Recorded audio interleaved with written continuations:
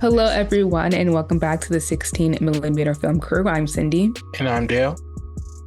You can watch us on YouTube. You can like and comment on our YouTube videos and subscribe to our YouTube channel. You can listen to us everywhere podcasts are found at 16 millimeter film crew podcast. And you can visit us on our website at www.16millimeterfilmcrew.com. Mhm. This week, we watched The Penguin, directed by Craig Zobel and created by Lauren LaFranc. Here's your synopsis. The transformation of Oswald Cobblepot from a disfigured nobody to a noted Gotham gangster is what the show is focusing on. So the cast stars Colin Farrell, Kristen Milotti, and Renzi Files. Dale, your thoughts about this new series?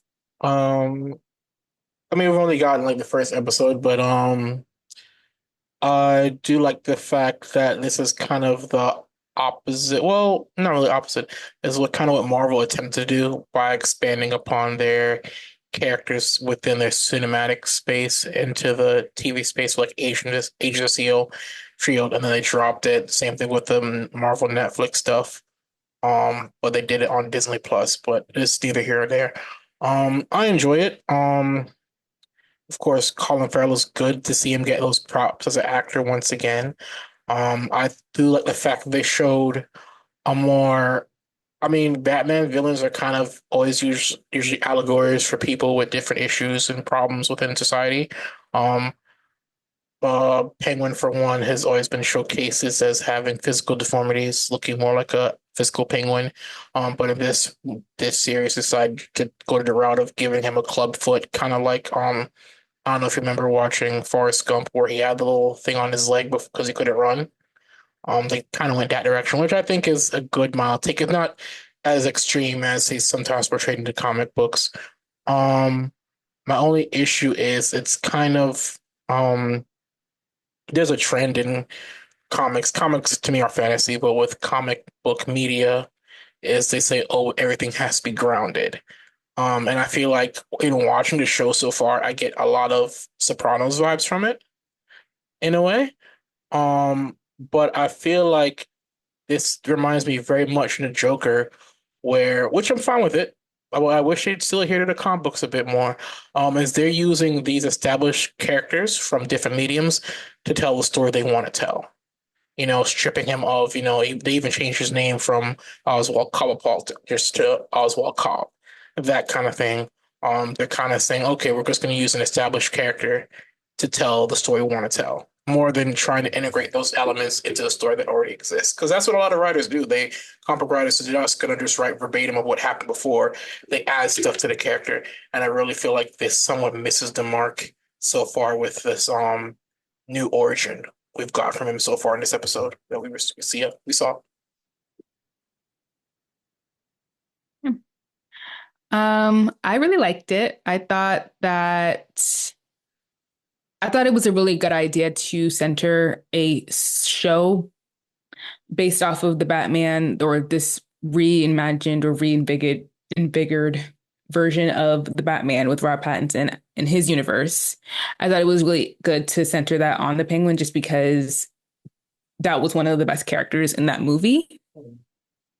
It was I think Colin Farrell just did such a fantastic job. So like for him to have his own show and to like be a producer on it and stuff, thought that was really cool.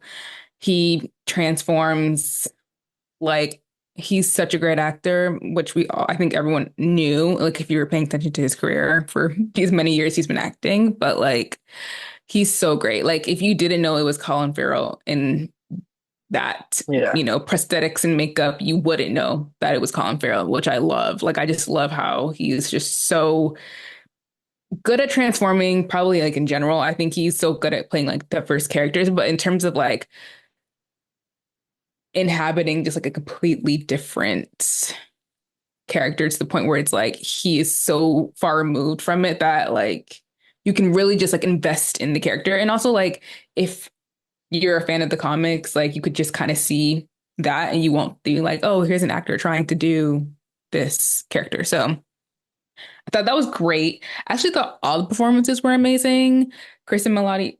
love her. I'm so happy that she's like doing stuff because I feel like in How I Met Your Mother, they did her so dirty that I was just really angry. And I'm just happy that she's like working and doing cool things. So, um, but yeah, all the performances were amazing. I love the actors they have in this cast. Like, what was his name? I think it's Michael Kelly, who was in House of Cards. He's like in a bunch of other stuff, but like the cast they've assembled, it's great.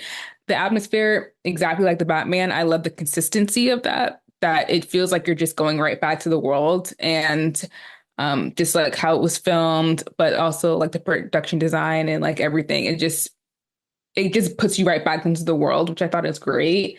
But you're seeing it from like a different point of view because obviously the Batman is from the Batman's point of view. But this would Mhm. be like more if you were like Selena or like one of those characters who like live in the city day in Yeah. and day out. Like literally it looks, I know they shot in New York because everything looks like everything looks like New York basically.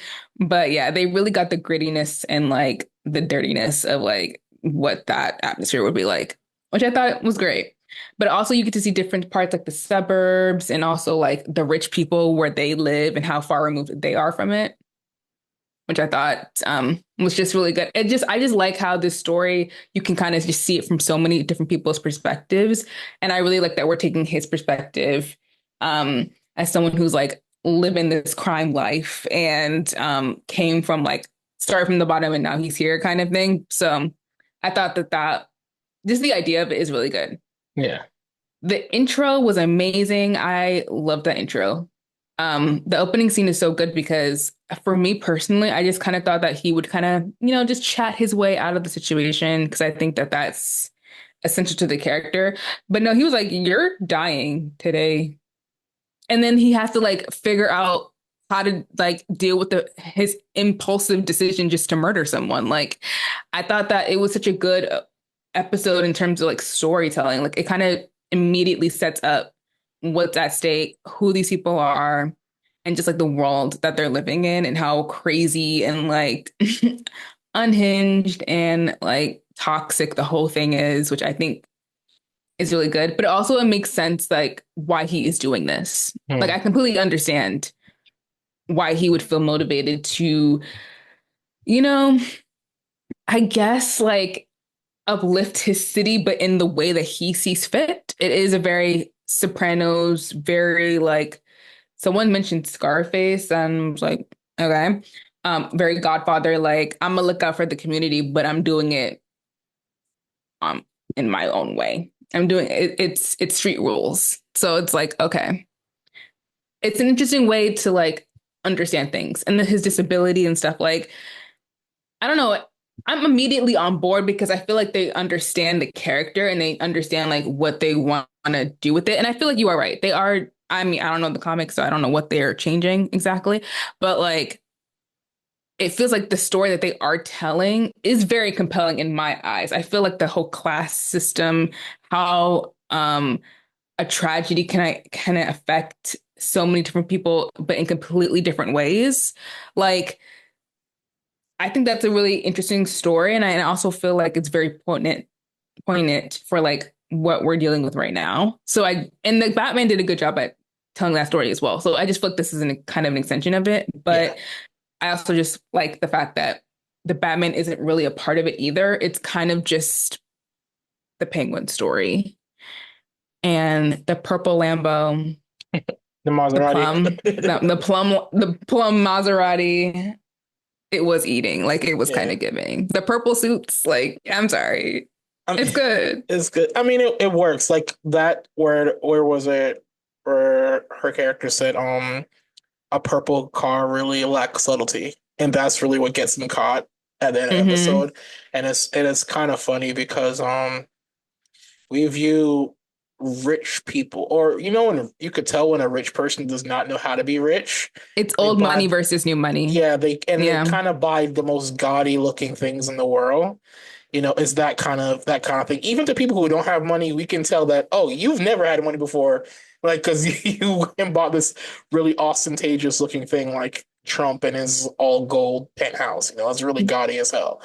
Um, but like The story a bit also reminds me. I don't know. Have you seen the a movie called A Bronx Tale with Robert De Niro and And it's like an interracial relationship. yeah, So I think yeah, I saw a little bit of it. I haven't seen the yeah. whole So thing. like I feel like that relationship where I think it was it I forget the actor Chaz Palminteri, I think, like one of the mob boss and the kid, how they form a relationship.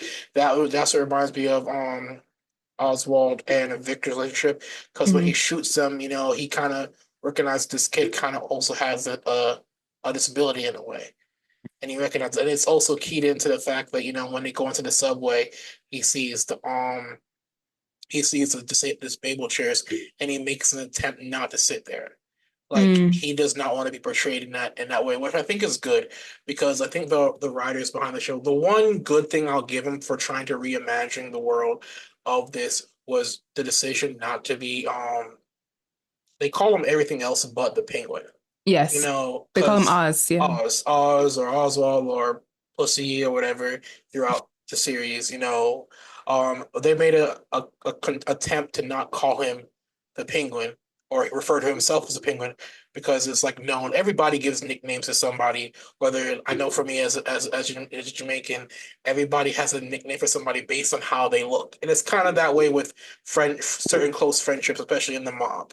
So if they're gonna once they reveal like they're calling him the Penguin, it's not gonna be in a affectionate way. It's gonna be in a negative tone. So I'm happy that they steered so far from calling him that. Like I thought when he was going into the mansion and he kind of walks in, what the guy was gonna say, "Oh, you water like a penguin." Some like kind of snide remark, like that nickname is kind of being created in the world to whatnot. But I do love the frenetic pace of that like the last like 15 minutes of the episode where like she spots like that purple ass car and she's like, get that dude, and they chase him and he hides in the trunk.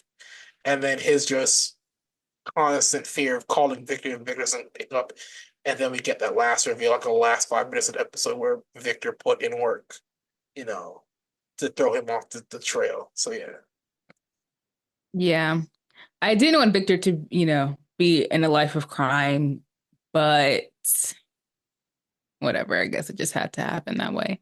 Um, but yeah, I thought that I really did like the story as like a series of unfortunate events. Like he kills Falcone's son and then like has to figure out like how to dispose of the body, has to figure out like how are we going to cover this up to the people. And like the interesting thing is that like the people who he works for their family, but like they hate him Hmm. because he keeps selling people out and pretending like he was not involved in the crimes. It's like I get why people are just like, yeah, I don't want to deal with you. Like you might be able to do what we need you to do, but like you are also awful because you will not take accountability. Like you're not gonna be like a good soldier in terms of like, oh yeah, I'll take the fall for this. Like he's not, he will not do that, which I love because like, why would I do that for you? But yeah, so it is interesting. Like he has his disability, and I think that gives him like a chip on his shoulder of like, well, I don't belong, and so these people don't like me anyway, so I'm gonna just do what I want. Hmm. Um, but it is interesting that like the actual people who are running this business are just like, well, and we also don't like you because you are kind of terrible. Yeah. So it's like, yeah, that's fair. That's fair enough. Um, Yeah, and I think that's also highlighted in his relationship with the people under him. When he goes to the drug factory and like, mhm. hey boss, and it's kind of there is a level of authority and respect, but it's still kept very casual, where he doesn't get that same treatment for the people above him. So it Right. seems like he's kind of like in a corporate sense middle management, but he's the middle management person that everybody likes low underneath him. That kind of situation is what I see goes on. So Yeah.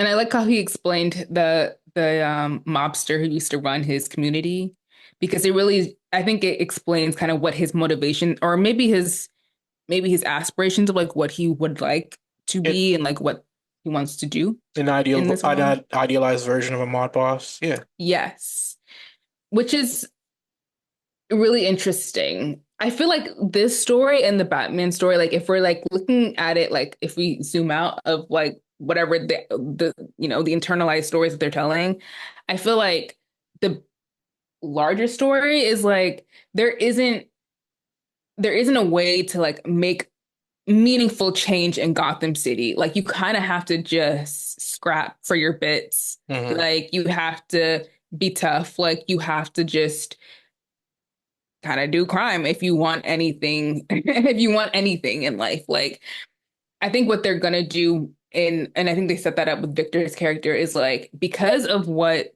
oh God, now I'm forgetting everybody's name. Um Oswald no. He the Riddler? in the first Yes? movie, yeah, the In the flood, first yeah, okay. yeah, really, yeah. Because he doesn't look like, you know what I'm thinking about is the Riddler in those old Batman The movies. Jim Carrey Riddler. Yes. Yeah. That's why I'm like, who is this character? Yeah. The Riddler, because of the bombs and stuff he set off and how it completely flooded that entire city, like now people are homeless. Like no one has homes. Like which is bad because it was already a bad situation. Like Gotham City was already terrible. And Mm. then he did this and it just made everything worse. And the thing is that like Bella Real, who was the mayor of who won the election before, the entire arena got flooded and collapsed. Like she is still the mayor of this town. So Well, like, remember, at the end of the movie, she had just won the election, though.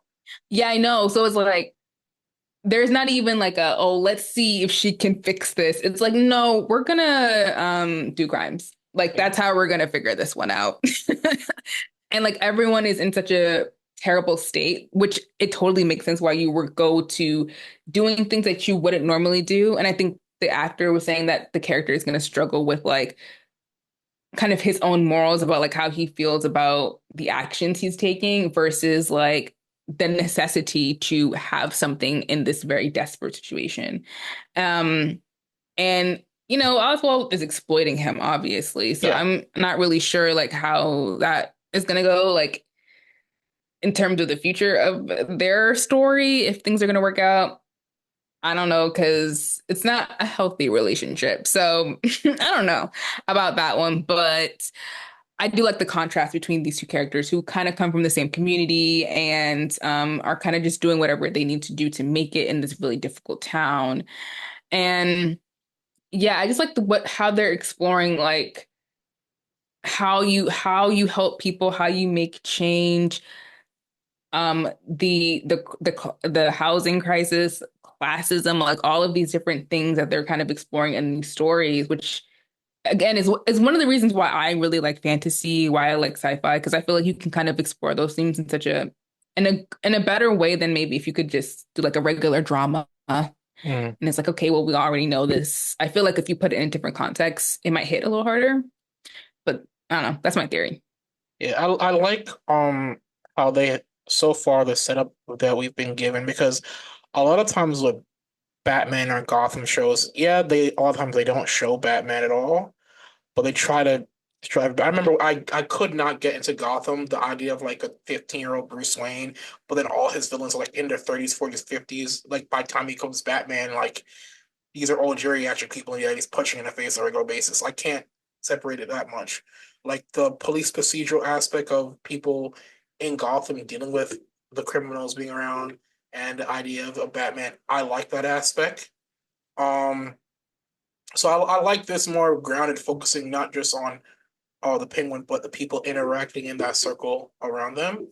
Um, and I love like I remember watching was it Dark Knight and how they highlighted the parallel between Batman and the Joker, Hmm. Order and Chaos. But like as you said, it seems like uh this version of Penguin is trying to be an idealized version of a mod boss that used to be in the past. Mob boss or gangster give out turkeys for Thanksgiving and Hmm. provide for schools and donates, which kind of does not exist nowadays.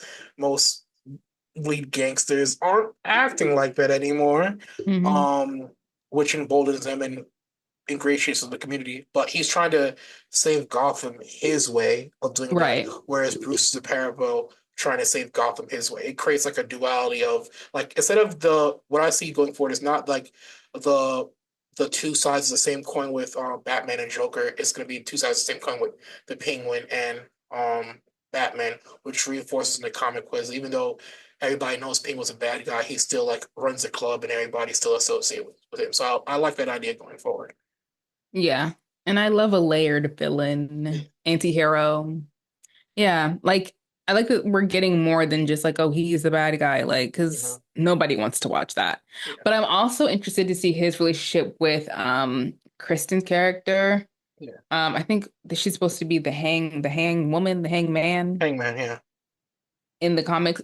Again, don't know the comics, so don't know. She is unhinged, and I am obsessed with it. I think someone said that they're supposed to have like a very love-hate relationship. I guess they will be working, I don't know, either in opposition or together throughout the rest of the series. Not really sure. I guess I'll just keep watching to figure that out. But the dynamic is great because they are both insane. So I'm on board for whatever happens, honestly. If she wants to kill him, go for it, girl. Like he won't Yeah. die because he's the main character, but like, if you just want to try it. My only issue with that is, in the comic books actually, um Sophia is portrayed as a much bigger, stronger, heavy set woman, you know. Oh, Like to the point where she's even towering over like most men. So that's my, and I understand it's hard like to cast a tall woman, but I do think there could have been an attempt to actually be a little bit more closer to her appearance in some ways. But you're a comic purist. I'm not a That's kind what of you're. purist. I don't mind adapting and modifying, but I also think some elements should still be beholden. Because it's like when you read a book, like you read a book and then the movie completely deviates from the book in its entirety, you kind of feel a little bit of a letdown somewhat. So, and I think it's different for me because these are characters that I've grown up reading like for a long time, so it's different. I don't mind the change, but I do think there's also a bit of misogyny in not in the casting choice, but shifting away from that portrayal, like making her a petite woman, which I think is funny because using Kristen Mediati is you don't expect her to take her seriously as a woman. So I think that also works. She's not as imposing, so you don't think to take her seriously. Where I think is the issue Oswald has in this portrayal of her. Yeah, I think she's very. I think people are intentionally like uh disrespectful to her because she's a woman. Like I think they made it very clear in that first scene when she appears at the board meeting or whatever. So yeah, I don't know, but I'm not really sure about in terms of like the casting choices, like why they didn't cast a more comic book accurate actress. Don't know about Yeah. that, but I think she's doing a great job. I mean to say like I don't really mind not sticking to comic book actors as long as what they're doing helps edify the story. That's all. Yeah. I'm not Mm, that diehard where it's like this, it has to remain that way. No, if I'm here for ebbs and flows as long as it helps edify the story that was created in the comic books, that kind of thing. So yeah. yeah. So I'm excited to see where this goes. Penguin has the heat off him for now, but I'm assuming that heat is gonna blaze right back into his uh space very quickly as the show continues. And this is supposed to be like a prelude to the Batman 2. But I wonder if they'll have some of the elements. I mean, I know the worlds don't intersect, but I wonder if they'll have some of the elements or maybe some crossovers in the Joker too. I don't think they will, but it'd be interesting to see if they did. I mean, if That's if it. if they're smart, they recon it by the Joker happening. All that stuff happens before modern Gotham and Batman. If they're smart, so it's Oh, still you can know kind of what? It come out. does. Yeah. Actually, I think it does. Okay. They're not in the same universe, Yeah. I think when the first movie in the first Joker, Alfred is actually much younger than the Alfred that you'll see in Batman. So Mm, maybe, mm. maybe. Anyways, yeah, it was good. I can't wait to watch the rest of it. So moving on from that, we're going to talk a little. entertainment, movie news, that sort of thing. So apparently, Ryan Coogler, um, is about to drop a new movie, signed out with Warner Brothers. Um, of course, starring his frequent collaborator Michael B. Jordan, with the title of Sinners. Of course, it posted made it social media. Uh, Coogler wrote the script, and not much is known from the plot about the movie except for the fact that it features two twin brothers, both played by Michael B. Jordan, returning to New Orleans to start over and discover that the town or area has been taken over by an evil presence, and it takes place in the Jim Crow South. And the movie also features Haley Steinfeld, Delroy Lindo, and Jack O'Donnell. Then the film is set to be released on March 7th of 2025, if I'm correct. Um, Hmm. so yeah, of course, it brings back, of course, other regular cohorts in Ludwig Garrison, of course. You know, if you're familiar with Ludwig, frequent producing collaborator of Donald Glover slash Childish Gambino on his music and also on his shows, and also, of course, collaborated with Ryan as far as the music for a lot of his movies from Fruitvale Station all the way to the Black Panther stuff. So, yeah, I'm glad to see them following it up, especially considering that they weren't together with Creed 3. That was mostly Michael B. Jordan by himself for the most part on Creed 3. But you know, I love when you find that a creative partner, no matter what field you get into. I love seeing those two work together because they put on some amazing stuff. Yeah. In other film news, some exciting trailers dropped. The Marvel Thunderbolts trailer dropped today, Mhm. and it'll could be coming out I want to say May of next year, if I remember that correctly. Yes. But yeah, so it sees, Florence Pugh and Sebastian Stan and David Harbour and all of our faves, I guess, depending on like how you feel about those characters and their stuff. But Wyatt like, Russell and oh yes, Wyatt Russell. I didn't watch that show, so you know I'm what? not gonna know The Falcon and anything. Winter Soldier. No, I didn't hear it Oh was wow, good. it was good. I heard it wasn't that good. Yeah, it fell off to the end Yes, for so I yeah. was like, okay, well, I won't waste my time. Um, So there is going to be some gaps in my knowledge when it comes to his character because I don't know anything about that. But I did watch, what was it, the second Ant-Man? So I know about Ghost. Is that her I don't character? even remember the second half, man. To be honest. I watched it on my birthday. So that's why I remembered. Oh, I went to the movie theater so and watched it on my sorry. birthday. So sorry you saw it on your birthday. I actually think I watched two bad movies that day. I think I watched that. Wait, let me not get it confused. Hold on. I think I watched that in another movie, Hmm. but I do remember because I always used to go to the movies on my birthday, and I think I don't do it as much as anymore, but like I remember I watched Now You See Me and also what's that movie with Johnny Depp and Armie Hammer? The what's it called? The Lone Ranger. Oh, okay, yeah. I watched both of those on the same day. Oh. Birthdays and movies don't really seem like they work for you. Wait, what you say? So it What seems you like say? you got some slim pickings there. Yeah, and the thing is, when I watched Now You See Me, I was like, this movie is so The good. Oh first my one is good. The God. The second one first is one not. is good. Anyways, that's completely Anyway. besides the point. What I'm saying is that I do know that character because I did watch Ant-Man, Yeah. the second one. And I watched, Black Widow. I watched that on my Hmm. birthday. I did watch that on my birthday. So Yes, I remember that's that. one good one.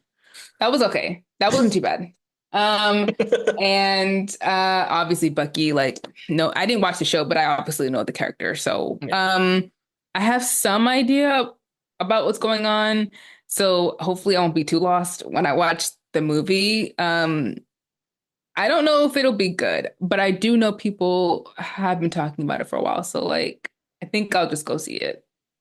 It was in production hell for a quick minute.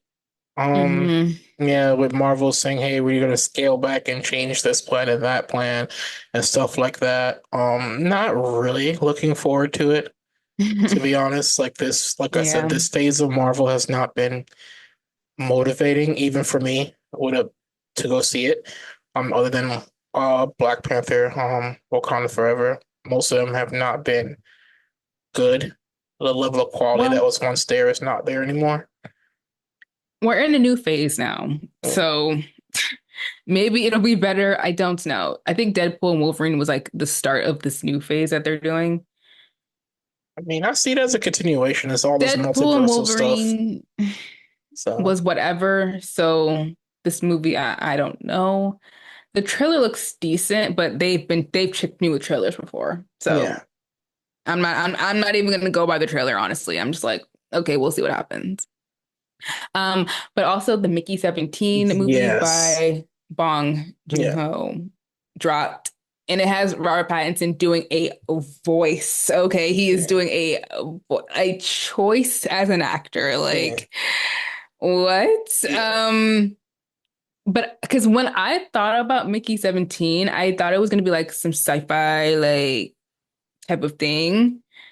And it is sort of that, but it seems like it's very much a comedy, which I was not expecting. yeah. So when I saw the trailer, I was like, wait, what is this movie? This is kind of shocking. But I am excited to see it. Yeah, and I think that movie was delayed for a while too, with like reshoots and stuff as Yeah, well. it was. So So I think it yeah, was supposed to come out last year. yeah, It's supposed to come out this year, and they moved it to yeah. next year. So, I was but like, with Rob and then the cast of characters looks really fun. I think Robert Pattinson is, I think it took a bit longer for him. Well, he also made a bit more of a concerted effort to escape that, um, that mold he had from Twilight. He's taken roles outside of that realm, and I think he's probably one of the more well-rounded actors of our generation because he took those leaps to play a wide variety of characters and roles that are usually against type. Which I think is a wonderful thing. I wish more actors would go that route and diversify their portfolio and open themselves to new opportunities on the screen.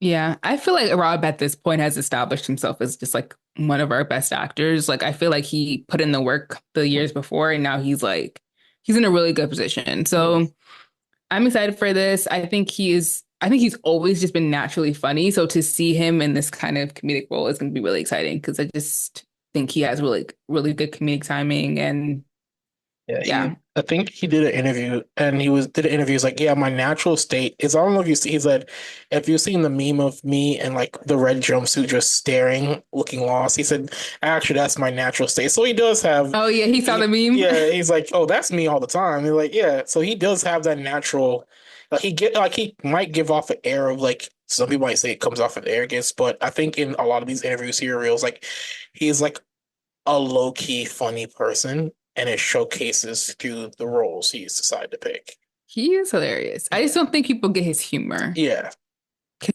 he has always been funny. yeah. But yeah, so I'm excited for that.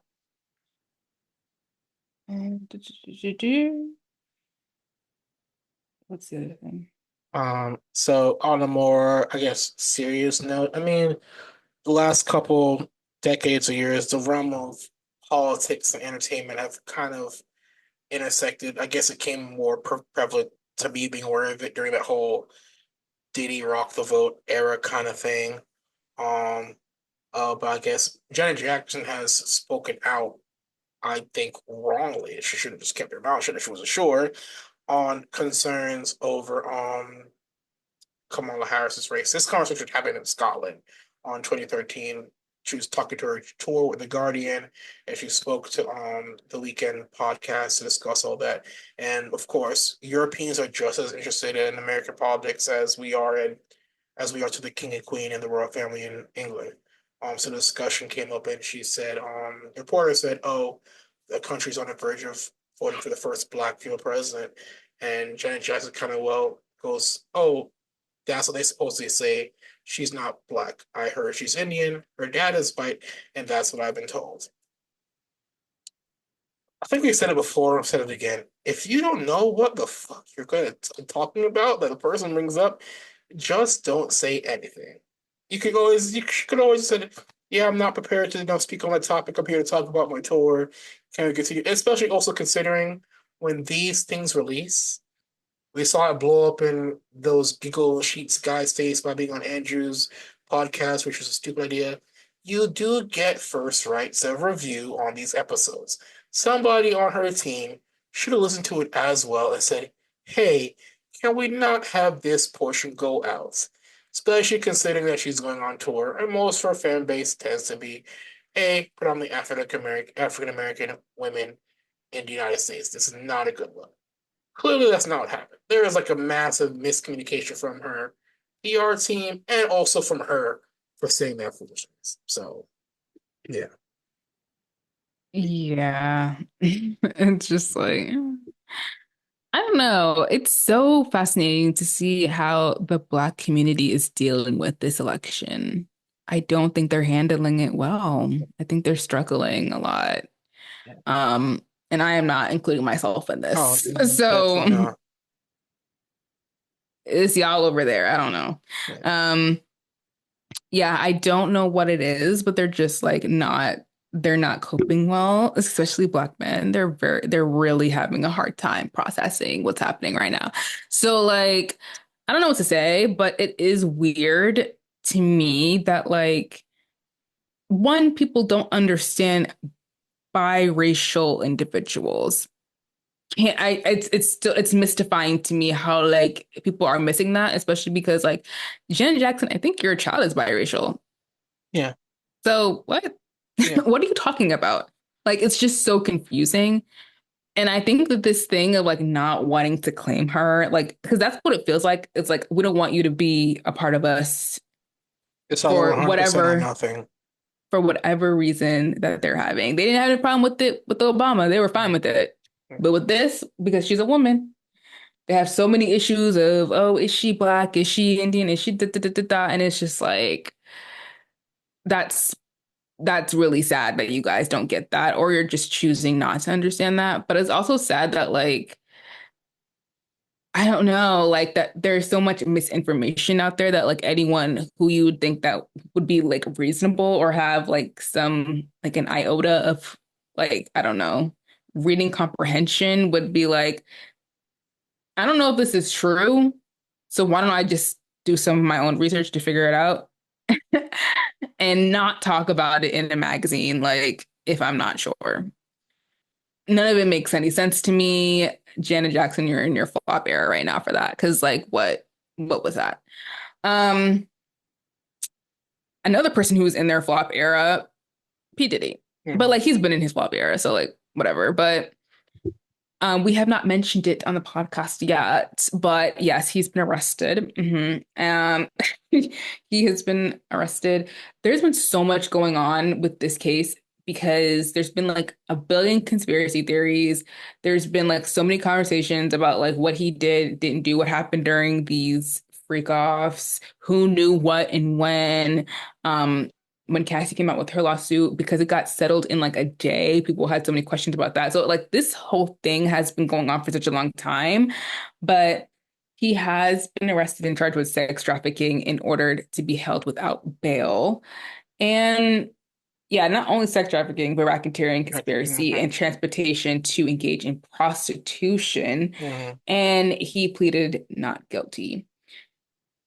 So, as you would expect, when he was in the courthouse, there were people driving by with free Diddy signs Of and course. things of that nature. I think a lot of people, especially in our community, are trying to make this about race, Mhm. which is they're trying to do like an OJ Simpson 2.0. Like, no, this is not. You're guilty. Like, I don't know. I mean, obviously, I'm not the judge. They will decide in the court Oh, case you guilty, official man. stuff. No bail, no bond. Like his But lawyer you're was guilty. prepared. If your lawyer comes to you and is like, "Oh, we're prepared to give you $50 million in bond, $50 million for your bond," oh, you're guilty, bro. You ain't getting out of there anytime soon. And it's not shocking to me the people who are openly defending him Hmm. online. Most of the celebrity men, like everybody else is like the people you would think would come to his aid are quiet online. Oh, Because quiet. most likely there are things that he knows about them that would negatively affect the crypto. You got people like Little Duval, who was honestly a failure of a comedian, only has one song talking about ain't nothing wrong. Yeah, Boosie, who's been in jail multiple times, admitted that he's paid for his underage children to have sex with women, which both him and those women need to be in jail. for Mm, child endangerment and stuff, and a litany of other stuff coming to these events. And now I guess Boosie he got arrested the other day as well for some stuff. But it seems to be like people don't understand the issue is not the freak offs. When I say not the freak offs, is if these activities were engaged consensually, right. nothing is wrong. But it is Hmm. clear that these activities were not done under those things, with those reasons at all. Hmm. It's perfectly clear, especially like you where you have people who say they can't say anything about ass, and they dug up on Asher Kutcher from Hot Ones talk about Diddy parties, saying, "Oh, I can't talk about that story, can't talk about this story." A litany of celebrities in his circle have now gone silent. So Yeah. And like when you read like the actual case about like what was going on during that time and during these parties, it's like, yeah, it's sick. He's a sick individual.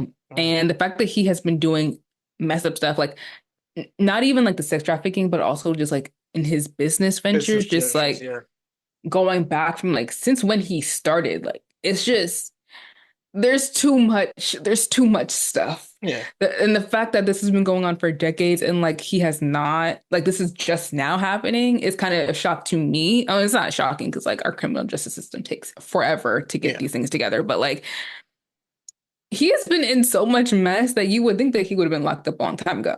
long time ago. So listen, Like I'm glad his bail was denied. He is a endangerment to society. So yes, mhm. he does not need to be on these streets. Oh, goodness Even like gravy. what like Aubrey Day from was Danny defending Eddie Kane. Kane. Don Richards also spoke out. They also have cases against him as well at the same time. Like like and the worst part is they said they were supposed to arrest him the following day. They released the hotel like the hotel footage of the FBI arresting him is as he's walking into the hotel, two agents just walk up to him, tap him on the shoulder, and walk away. Like, because he spent like that whole weekend out in public Yeah. showing face. So he knew something was going to happen to him because he was quiet for a long time, especially considering you have people who are like, um, Russell Simmons, he can't come back to the States. He's stuck in Bali because the moment he touched down in the States, he's arrested for same kind of bullshit as well. So Oh, you wow. would think that Diddy would have like left the country, but for some reason he didn't. So Mm. I mean, I guess he thought he could beat the case because of who he is. Yeah. I remember there was a clip which I have to not use that clip anymore when I have good news. Is where he's is during a filming of making the band and all that stuff with Diddy, and he hangs with him. I was like, whatever I want, I get. Like mad hype, and I was like, oh, that's gonna be a mantra when that stuff happens to me. He can't, that was his whole lifestyle. Like whatever he wants, Yeah. he could get, and clearly that's not the case. So Whew. Yeah. So that's what's going on. Let's talk about what we have been watching. some good news, yeah. So I spent the weekend watching Timothy Chalamet's Wonka. Okay. How was that? I actually enjoyed it. Okay. Like of course it's a reimagining remake of Wonka and also origin story.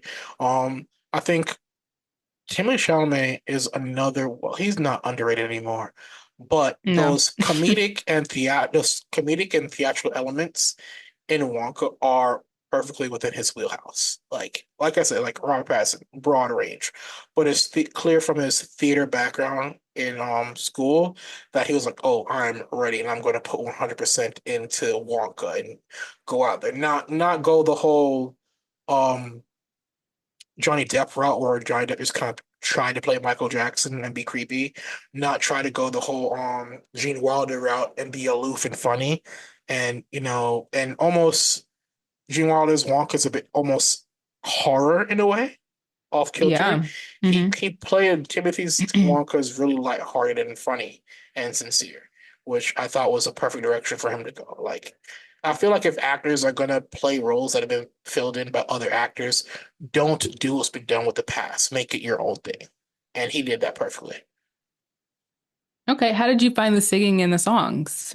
Oh, I loved it. I loved it. Like I think my favorite one is when him and Noodle are going through like fake Paris on the balloons and they're singing the whole time.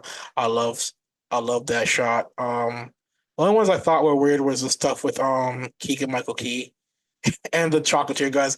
I thought those were kind of a bit much, but I did enjoy the music a lot.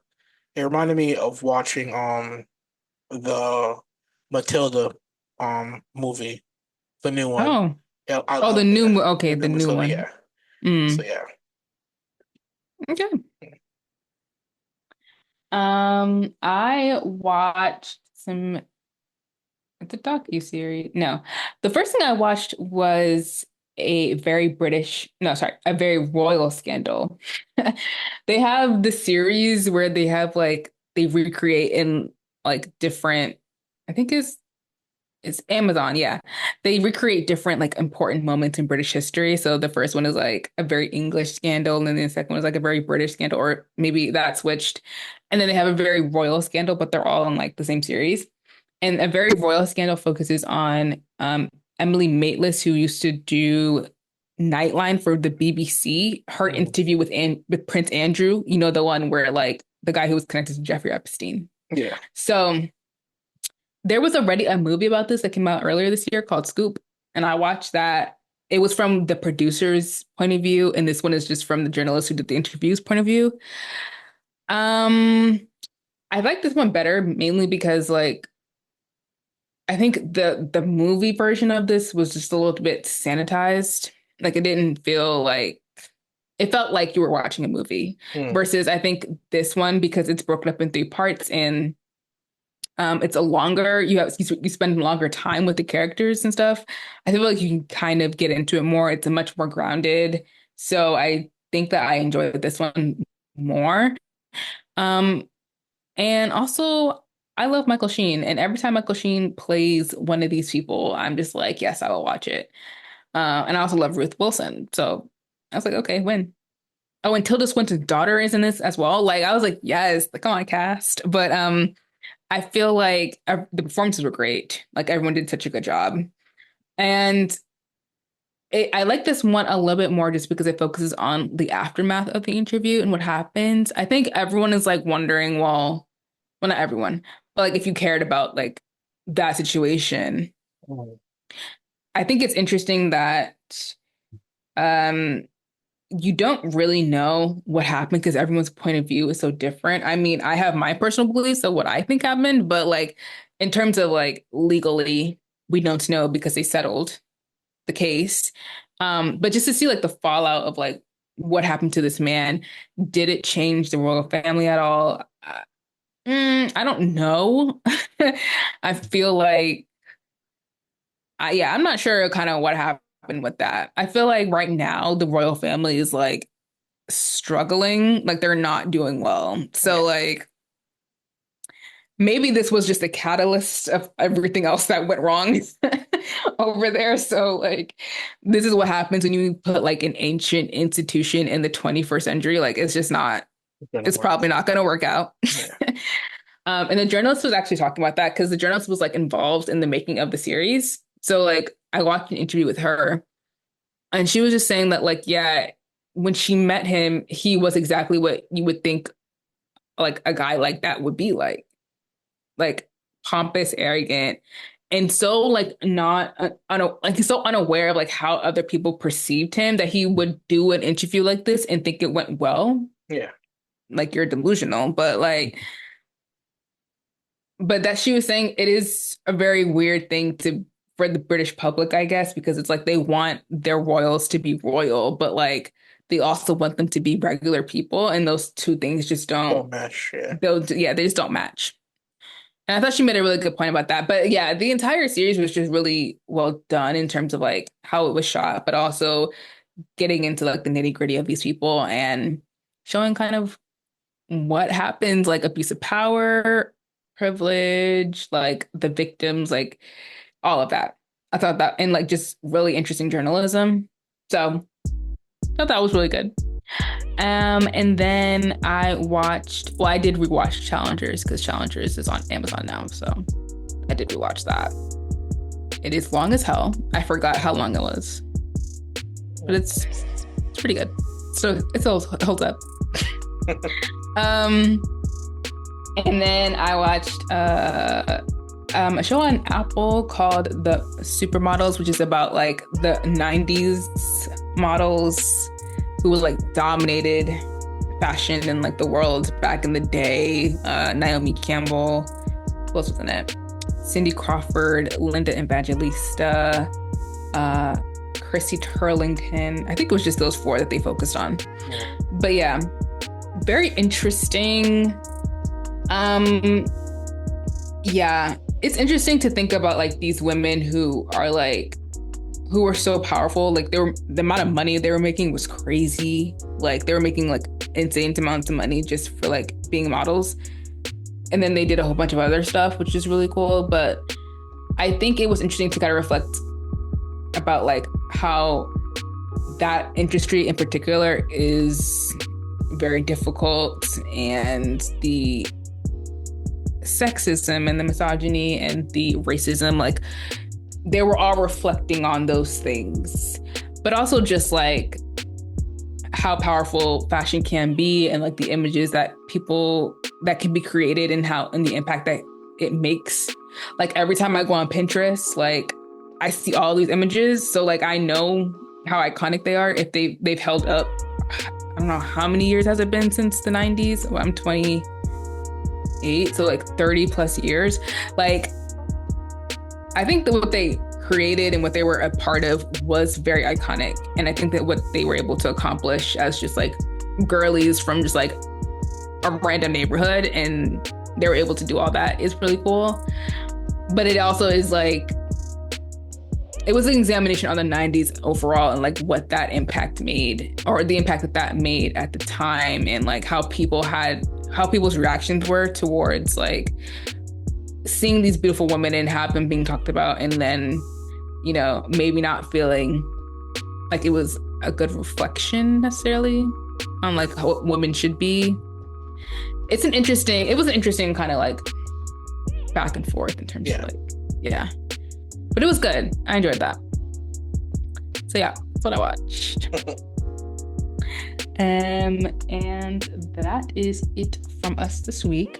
We hope that you're all doing well, and taking care of yourselves. Please check out all of our social media, support us if you can, and we will see you guys in the next episode. Goodbye. Au revoir.